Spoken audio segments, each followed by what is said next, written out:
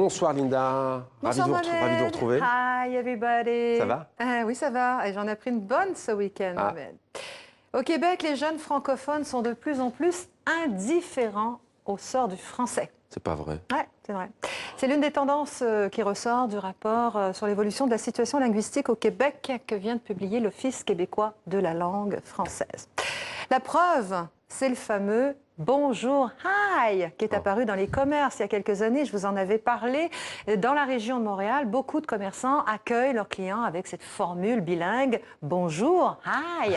Même si, je le rappelle, le français est la seule langue officielle du Québec. Alors, quand ça a commencé, ça, il y a quelques années, les francophones se sont bien sûr offusqués de cette pratique, mais le temps a fait son œuvre.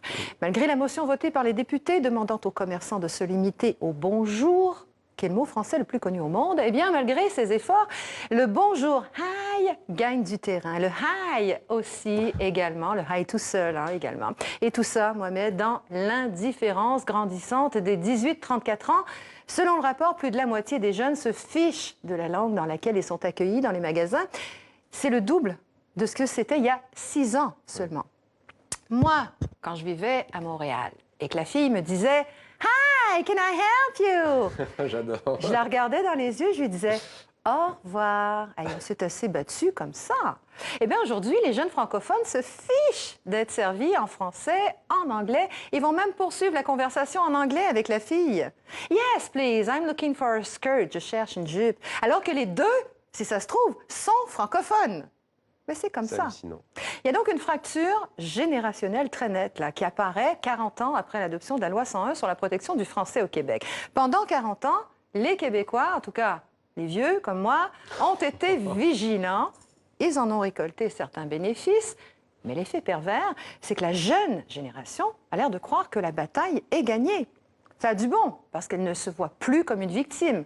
Mais le revers de la médaille, c'est cette insouciance, ce désintérêt pour le français, qui est aujourd'hui, certes, une langue prédominante au Québec, mais qui est une langue menacée. Il faut être réaliste, Mohamed. Au Québec, le français recule, et pas seulement dans les commerces. Le français régresse également dans le monde du travail, principalement chez les jeunes. L'essayiste québécois Mathieu Bock-Côté, qui était ici il n'y a pas très longtemps, estime que pour que le français survive et s'épanouisse au Québec, il devra occuper clairement la première place. La formule « bonjour, hi » n'est pas insignifiante, dit-il, car à travers elle, on affirme que le français est optionnel.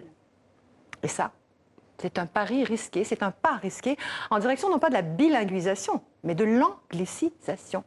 Et voilà. Merci beaucoup Linda.